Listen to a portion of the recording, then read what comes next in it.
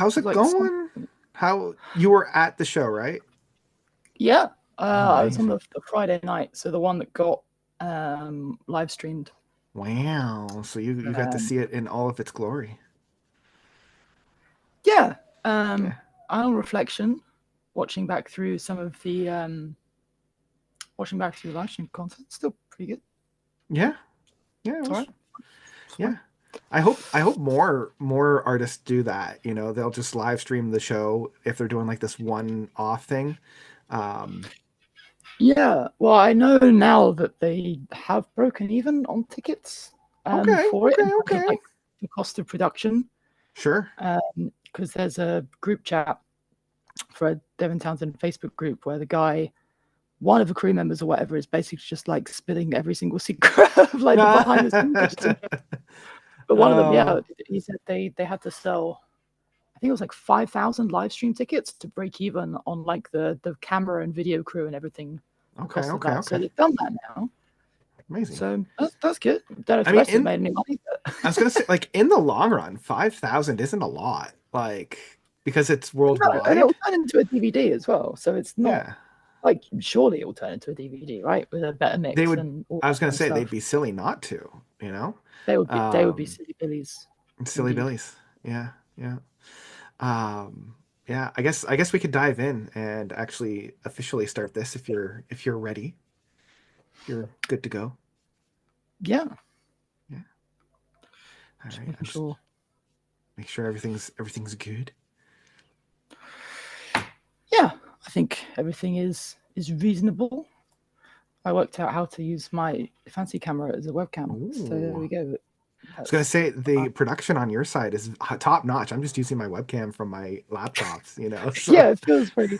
Turns out it's literally just a USB cable and it just works. It's not oh, even like it just comes up as a webcam. Don't need any software.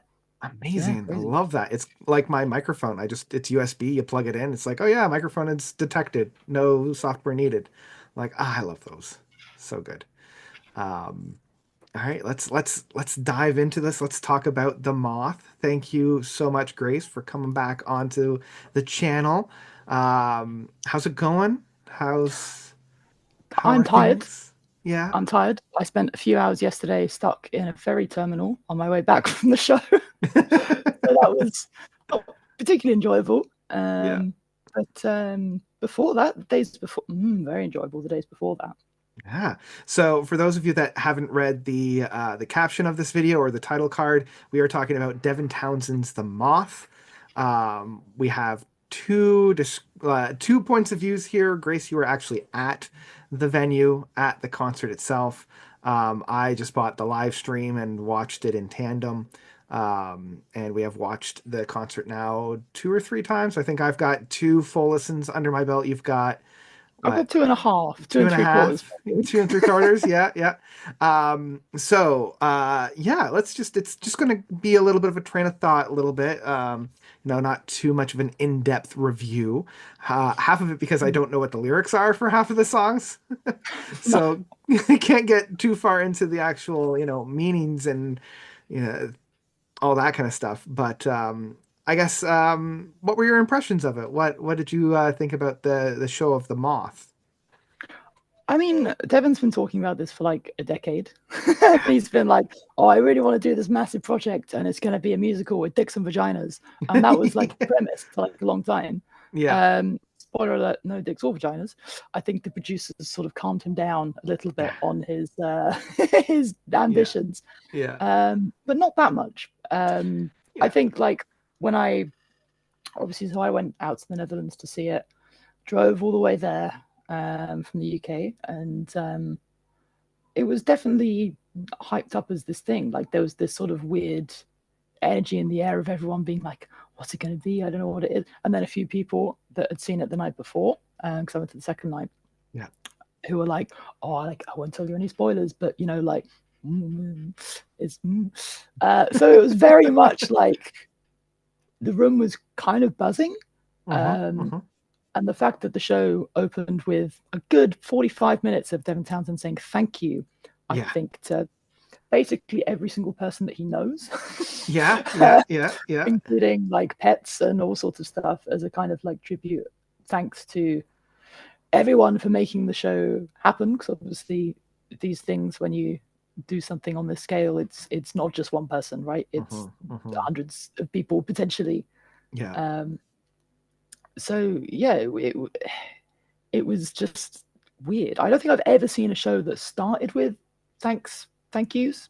Normally Yeah. those come at the end. Yeah. So that it was almost like, oh, you stop teasing us. You know what I mean? Yeah. Yeah. Yeah. And then he played a couple of acoustic songs, and he was like, "Well, I'll see you in a bit then." It's just um, Yeah. but it was good. I mean, you watched that on the live stream, right? You said you watched the Yeah. thank yous. Yeah, yeah. I mean, luckily now I didn't want to skip everything, but there was like that voice in the back of my head that's like, you could just skip this, right? You could just scroll along, find out when the actual concerts start. But I did appreciate and I did like the fact that he started the concert a little bit with the thank yous because it kind of reminded me of like back in ye olde days when movies would start with the credits rather than having the credits at the end where you could Mm. walk out of. Um, so I appreciated that, but I, upon reflection, would have maybe liked to see some of the thank yous interspersed within that first set of acoustic songs. So, like, thank five people, do acoustic song, thank I'll another do a bit of five a song. people, Yeah, do, just to give breadcrumbs, just to give breadcrumbs so that people don't completely zone out. yeah. But It it was was crazy still, how like yeah, vibrant the audience were in the room. Like it's like here's this guy that you've never heard of, and like he made me a sandwich 2 days ago, and the crowd's just like, yeah, we yeah, love sandwich guy, sandwiches, yeah, which was pretty wholesome to be fair, because obviously yeah, like people haven't had that many pints of beer yet. yeah, yeah, Um, yeah, so I mean, it was nice. It was very wholesome. yeah, I thought. yeah, yeah, Um, and then everyone in the interval was just like, "Oh, what's going to happen? Oh, I don't know. I mean, we're really excited. Oh, look at that!" Oh. And it was. yeah. I don't think I've ever had that much like chit chat before a show where everyone's like chatting about it. But I guess that's the mystery of it, right? The boldness of Yeah. like, no one's ever heard this before. No one knows really what it is. Yeah. Um, I'm just going to get up on stage and do it. Good luck. Yeah. It's just like, okay. And as an audience member, that's very odd, I think, Mm-hmm. or Mm-hmm. uncommon in the sort of rock and metal worlds. I Yeah. don't really see Like that often. I was gonna say, like it reminds me of like way back in ye olde days where you would just go to the symphony and you would have no idea what it would sound like. Like back even as Yeah, far like probably as recent as like say the 1930s and 40s where whatever big piece that this individual constructed but nobody's heard it before. I think that's the closest that we've gotten to like what Devin was reaching for in that sense.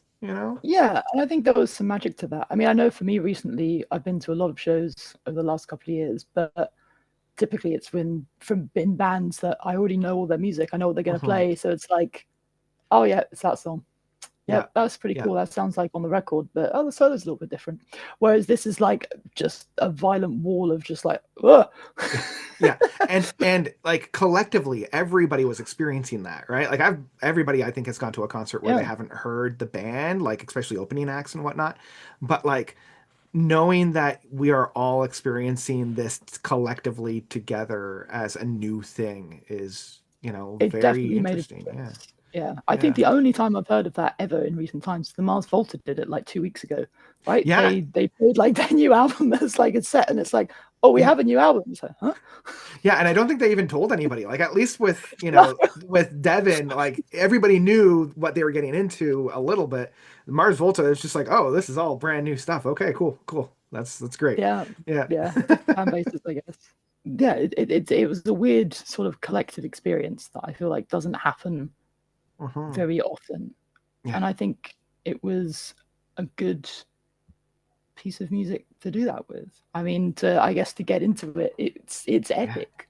Yeah. Like that word is a word that has been overused historically, but it is Yeah. epic. I would say that it is prog as well. Mhm. A word that is beginning to lose meaning, maybe. Of, oh yeah, we're another band that's doing stuff just like Genesis or whatever. Yeah. It was aggressive. It felt like a brand new thing Mhm. in so many ways. I don't know how many people in the orchestra and choir, but it's like 60, 80 people maybe in the orchestra, the same in the choir, maybe more in the choir, to be honest. Yeah. And you're just sort of like, oh my God. Devin had kind of this set up for Empath, Hmm. on the studio record where he had his choir and his orchestral players as well. But this is like, it just feels like he's turned the knob up, and this is like Empath 10x. Yeah. For me, I think that's the only thing that it's comparable to in his discography. I don't think you can really compare it to anything else. Yeah, Uh, and that's what I think is the closest comparison that I can think of. Like the more I was listening to it, the more I'm like, yes, this is like, oh, what did somebody say? Somebody said it was like Empath on methamphetamines. And yeah, I think yeah, that's the best way to equate it. Like it's got that wall of sound, very orchestral, very symphonic soundings, and like the range and the breadth of variety that Empath had, but kind of like brought to a full different level that I don't yeah. think, yeah. And while I loved Empath, and I think Empath is cohesive, this was more Hmm. cohesive in the sense Interesting. that Yeah. like it's a story, right, and everything follows on from one another, and it's Hmm. it's two acts, Yeah. and everything does intertwine, and you get these sort of repeated motifs, which Hmm. again is very like classical music, where certain characters have kind of themes or chord progressions that come back, and it's like, right, okay, it's kind of referring to this, um, which I found, yeah, really interesting, because I Yeah. feel like that's quite a controlled thing to do in Devin's typical, quite chaotic composition. Yeah. So Yeah. again, that felt quite different. Yeah, But like yeah, I did find that this was a full of contradictions because it's chaotic and it's all over the place, but it's also very ordered and very structured, right? So like, and I think that was one of the main themes of this piece, and I think like the overarching theme is like of transformation, of trying to move forward, the whole metaphor of the moth going from, pupa, larva, and then yeah, final yeah, final thing, right? And the music very much reflects that. Um, I would love to actually be able to sit down with the physical copy of this and follow along within the structure of that. I think having some yeah, kind of a visual to help my brain structure and organize this, because at the moment it's almost like too much information coming in to fully grasp onto, yeah. you That's how I know? felt after the Yeah. evening. I was just like, I don't even remember like 60% of what's just happened, Yeah. because it was so overwhelming at like every single place. Because again, in classic Devin Townsend fashion, it's a very, very dense piece of music. Yeah. There is not much space in it. Yeah. Um, Yeah. yeah, it was a lot. It was odd seeing him without his guitar as well. Yeah. I feel Yeah. like that's a rarity, but for the whole show, he was just sort of crab walking around the front of the stage singing, Yeah. which was, yeah, very effective actually, and like Yeah. very emotive. Like you could Yeah. kind of, it's like something switched in him from Hmm. the sort of intros thank you set, if you will. Hmm. Yeah, he kind of became the character in the story as opposed to playing himself. Yeah. And I feel like that was the same with the soprano singer Ling Wu from Ooh. That's a bit of a mouthful. Yeah. Yeah. Um, And I thought she did a fantastic job. I actually had a note of like, I just loved her aesthetic. Like every time I saw her, I was just like, can I just be that? Like that going just from floating goth to around. ethereal back to goth. I was just like, yes, please. Yes, that's amazing. 10 out of 10. Yeah, Um, but I also absolutely. love her voice in Ooh, or O, I think is how you pronounce it. I think it's O. Um, and I know Devin worked pretty closely with them in their last record, their second record, and having Yeah, he has a her, guest feature. yeah, he's got like a cameo and whatnot. And I think her voice works really, really well on here.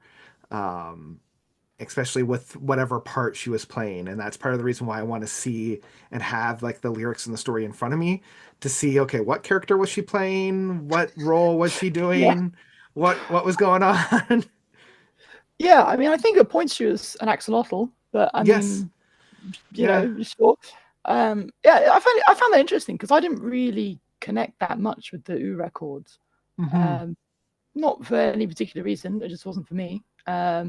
But her voice here, I was like, yeah, no one, like, absolutely just the right person, the right sound, the right everything. It just was perfect. Yeah. Great contrast to Devon as well. Like, yeah, it was very, very Yeah. good. It was very good. You had mentioned the axolotl. Do we want to just briefly, very briefly, touch upon some of the visuals that were going on behind Yeah, them? Because there's been some discourse around that, and I think we'll just take like maybe a couple minutes to address some of that.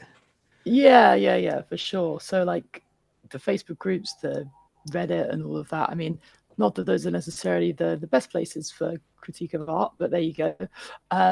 There's been all sorts of threads basically about the visuals. So I think I had a very different experience to the people watching the live stream as well, Hmm. especially as I had a standing ticket. Right. And I was stood quite far at the back near the sound desk Hmm. because for orchestral concerts, you kind of don't want to be at the front because you don't Hmm. really get you can't Hmm. really hear everything properly. So I was like, you know what, I'll keep to the back. Um, and in the Netherlands, in that part of the world, people are very tall. Now I'm just Huh. about 6 foot, Yeah. but there were a lot of tall people in front of me, so I was kind of like Yeah. trying to Yeah. see Devin or Lynn or whatever, and Yeah. getting little glimpses. But for the most part, I was looking straight up, and there were three massive screens behind the stage and one left and right, and it was showing this visual film the whole time. So Hmm. that was kind of what I was drawn to for most of it, because that was kind of 70% of what I could see where I was standing. Hmm. And watching the thing back on the live stream is a very different experience, because yeah, you're kind of like sat there staring at these visuals and they're just a bit odd. Hmm. Um, Hmm. and yeah, the alleged reason for that is that the guy that made them used Sora, one of the AI video tools, Yeah. and tagged all together these different things to build up the movie, I guess. So there's basically a movie that goes with this that I don't think was, it was sort of frames here and there on the live stream or in the background, Yeah. but it Yeah. was like literally the entire way through animation, and photorealistic stuff as well, Hmm. sort of compadre story. I was struggling at points to work out what the visuals meant. And I think I was like, Yeah. oh, the stories and the visuals, I should be paying attention to this. This is going to tell me what's going on as a sort of accomplice to the lyrics and everything. Yeah. Because obviously it's quite hard to work out what harshes are, or some of the choir backings are on your sort of first listen of something like that. Yeah. And yeah,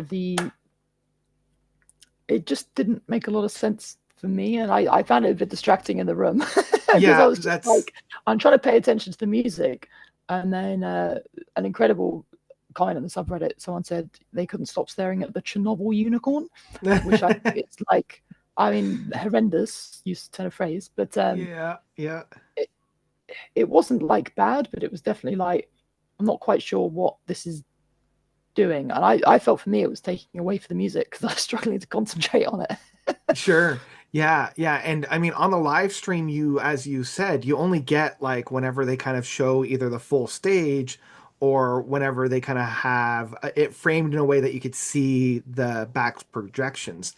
And I thought the first section, the full animation where it was from the guy that did the Y video from the Yeah, yeah, Empath, I really like that because it almost told a more cohesive story with like armies and struggle, and there's a lot of metaphors in that. And the actual animation style itself is very unique. It's very singular. I thought it was quite beautiful in how it was orchestrated. um, but then as the show kind of progressed, it got into some areas that didn't really catch my eye, and I felt like it fell into that like late 2000s like Windows Media Player kind of graphics a little bit.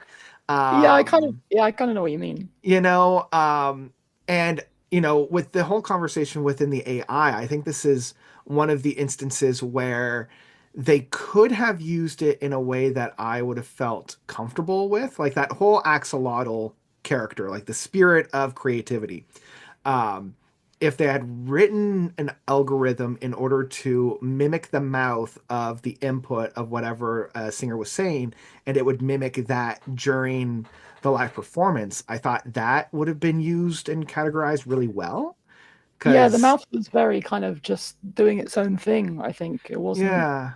especially when the must have been playing to a click and backing tracks. Well, and Hmm. actually, no, no, I don't think they were backing tracks, but they were playing to a click, right, with that many musicians. And you could see it as well. Literally every person in the choir and the orchestra had an earpiece, and Yeah, I was like, yeah, wow, that must have been expensive. yeah, yeah, There's a lot of equipment on stage, yeah, but yeah, I just found it a bit off-putting at times, especially as well yeah. because Lynn wasn't necessarily on stage when the axolotl was singing at certain points. So she Sometimes, was, yeah, because she I was don't like, know if it was her voice or one of the background singers or I that just think it was sounded her. like Yeah, I want to say it always sounded like her.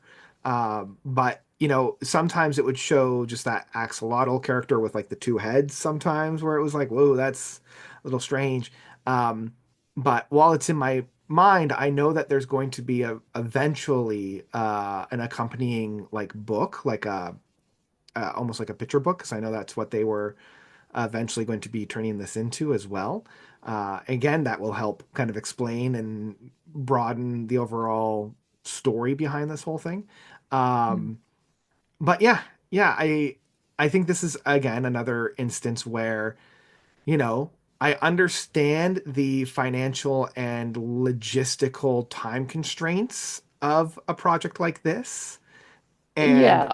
I don't think anyone is walking away from this with any money for a long no, no. time. And so like I get not trying to animate the entire thing to the degree that it needed to be, but again, I'm not comfortable with the AI technology as it is currently and how it's currently being used. But that's just my Yeah, own 2 cents. It's just it's a little I would rather have an algorithm just kind of do a weird Windows Media Player thing, you know, than trying to use an AI algorithm to not cut corners, but make it available on delivery. Uh, yeah, yeah, yeah, yeah. I yeah, mean, for me, I'm kind of just like, all right, well, that was a bit weird, but I'm just gonna kind of lift that part of the show up and put it in a box over there and just not think about it yeah, and just fair. like stick to the music because Yeah, that is ultimately what it's about, right? yeah, Um, I agree. and it was just crazy, Yeah, crazy.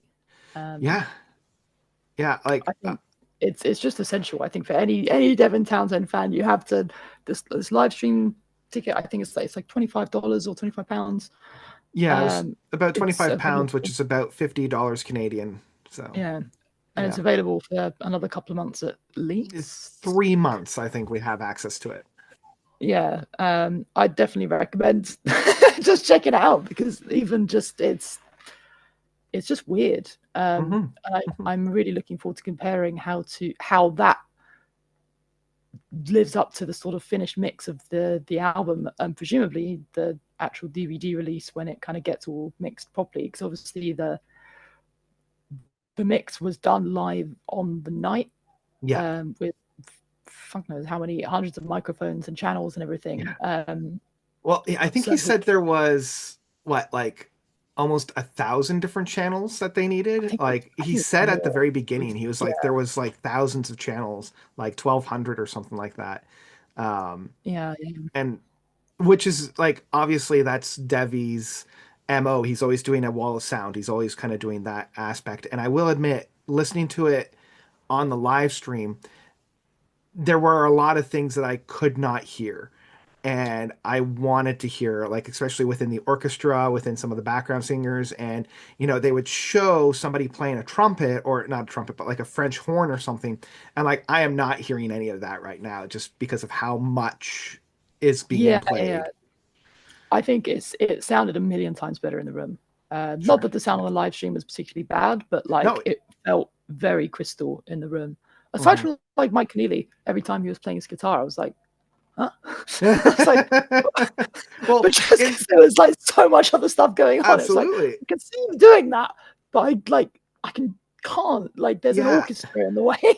Yeah, luckily, Mike's playing. I could always hear his guitar. I couldn't hear when he went on the piano. When he was doing the piano stuff, I couldn't hear any of that. but it's still like because there's so much being thrown at you, everything sounded amazing whenever like whatever I could hear sounded A plus. Like knowing that this was basically scrubbing the sound mixing board without doing any external processing or mastering or mixing, I was outstanding. Like it was like holy geez. That was Yeah, yeah, yeah, yeah, yeah, absolutely. yeah. I just there were so many moments in the room where I was getting like just goosebumps as well, where you'd have, I think there was a moment in the sort of middle of Act Two where there's these kind of like orchestral stabs happening, but it's also coming from the drums and everything. It's just like bam, and you're just like, whoa. Like it's having the full orchestra there and the choir was just so like the dynamics in the room were was incredible. Where I feel like a lot of the time with metal shows, you get that kind of wall of sound, and there's not that kind of quiet to loud dynamic, Yeah. um, mostly because of the drums. Yeah. But Darby Told was playing an E kit, so Hmm. that was Hmm. very, very controlled in terms of Yeah. the sound, which led to yeah, just it really annoys me that they only did two shows, Yeah. um, and not because I wanted to see it again.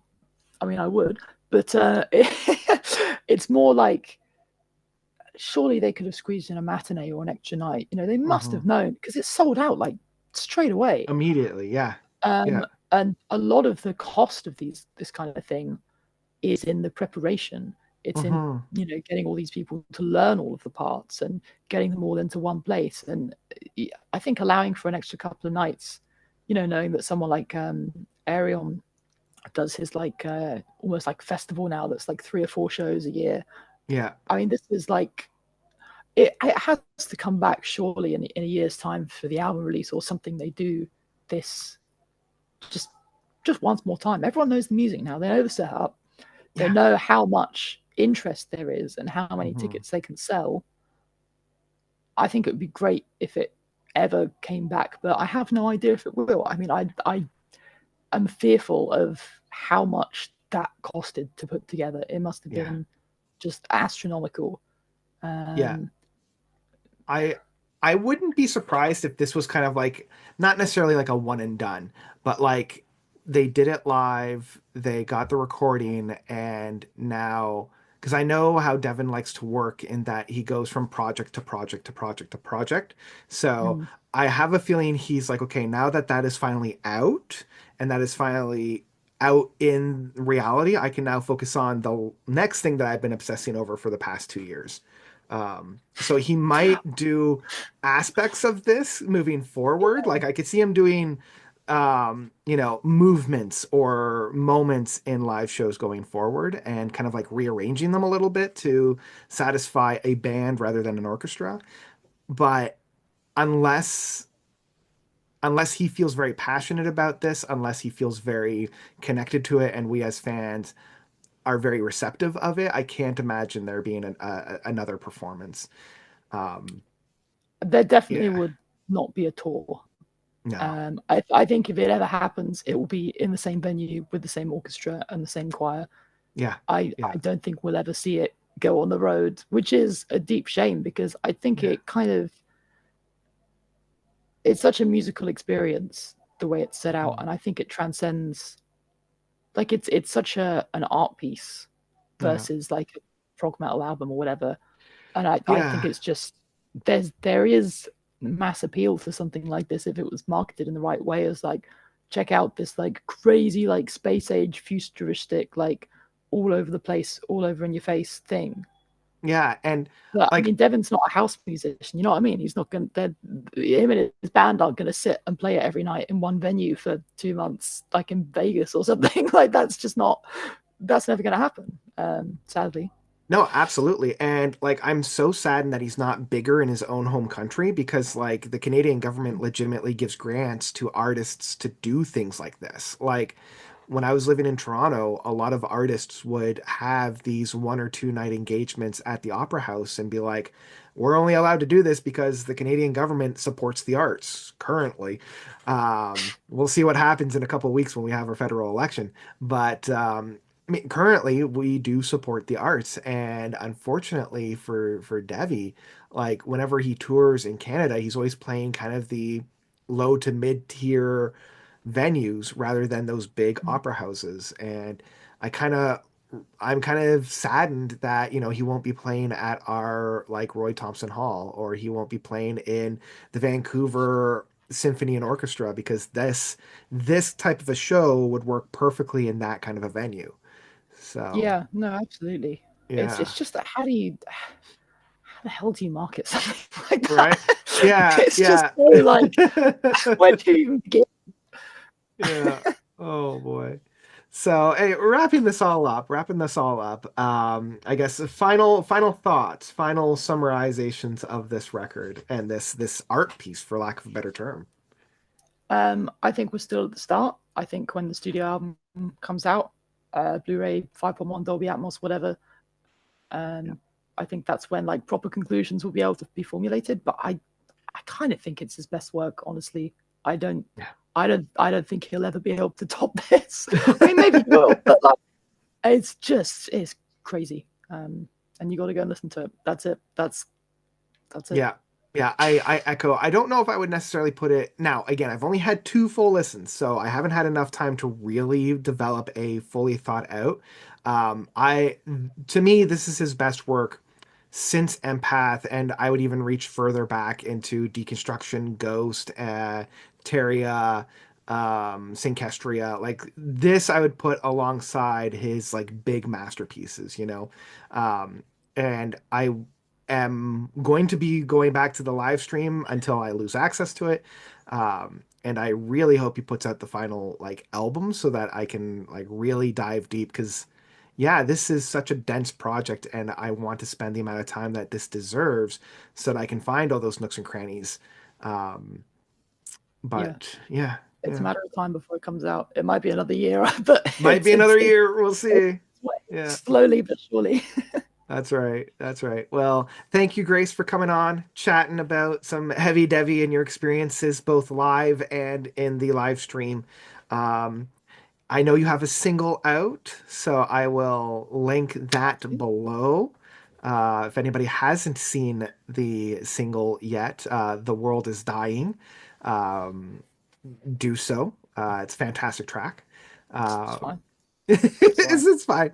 Yeah, I It's mean we've fine. heard better, right? We've heard Devin Townsend. Um, Yeah, but honestly, don't listen to my shit. Listen to no, it's the best. I still like it. I still like it. I'll champion it. Um, but yeah, where else can people find you? Oh, lots of places. I occasionally write for Prog Magazine. I run a recording studio in London. That's where I am now. Yeah. I'm on Instagram, Grace Hurst, Grace Hayhurst, many places. I'm here sometimes as well. Yeah, That's great. Yeah, yeah. You show up every once in a while. just a Um, little treat. Yeah, just yeah, that's right. And thank you all so much for watching. And until we actually see the finalized product of the Moth, well, I guess we did, but like an actual physical disc. I think that's going to be it for us. So thank you all so much for watching. You guys are definitely the best. And until next time, Grace and Notes, we are out.